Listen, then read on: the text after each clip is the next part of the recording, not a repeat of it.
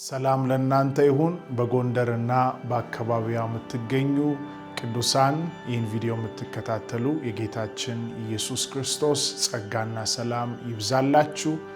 በፊታችሁ አንድ አስደሳች ማስታወቂያ ይዤ ቀርቤያለሁ።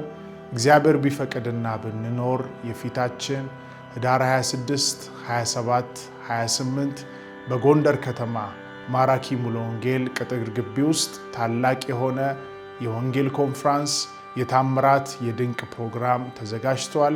በመጽሐፍ ቅዱሳችን ላይ እንደሚናገር ኢየሱስ ክርስቶስ ትላንትናም ዛሬም እስከ ዘላለም ያው ነው ይላል።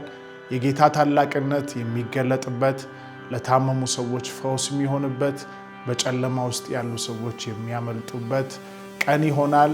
ስለዚህ በጎንደር ከተማ እንደገናም በባህር ዳር የምትገኙ በደባርቅ፣ በደብረ ታቦር፣ በአዲስ ዘመን፣ በጋይንት፣ በመተማ፣ በሁመራ፣ በወልቃይትና በተለያየ አይነት አቅጣጫ ሆናችሁ በሰሜን ይህንን ቪዲዮ የምትከታተሉ እዚህ ፕሮግራም ላይ እንድትገኙ በጌታ ፍቅር ጋብዛችኋለሁ።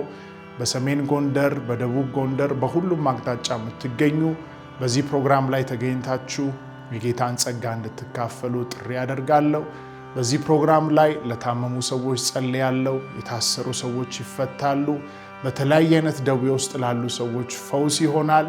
ኢየሱስ ክርስቶስ የነፍስም የሥጋም ፈውስ ነው። ስለዚህ አስታውሱ፣ ህዳር 26፣ 27፣ 28 ሶስቱንም ቀን ሙሉ ቀን ከጠዋት 2 ሰዓት እስከ 9 ሰዓት ድረስ በዛ ስፍራ ላይ ተገኝቼ አገለግላለሁ። በዚህ ፕሮግራም ላይ የጌታ ቤተሰቦች እንደገናም በተለያየ ሃይማኖት ውስጥ ያላችሁ ኦርቶዶክሶች፣ ሙስሊሞች ወንድሞቼና እህቶቼ በዚህ ፕሮግራም ላይ እንድትገኙ ጥሪ ያደርጋለሁ። እግዚአብሔር በኃይሉ ከፍ ያለውን ነገር ያደርጋል። የታወሩ ሰዎች ዓይናቸው ይበራል፣ ሽባዎች ይተረተራሉ፣ የታመሙ ይፈወሳሉ። ወደዚህ ምድር በጌታ በኢየሱስ ክርስቶስ ስም እንመጣለን። እንዳትቀሩ።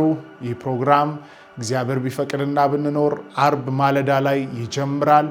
ጌታ ኢየሱስ የነፍስም የሥጋም ፈውስ ነው። ተባረኩ። ሻሎም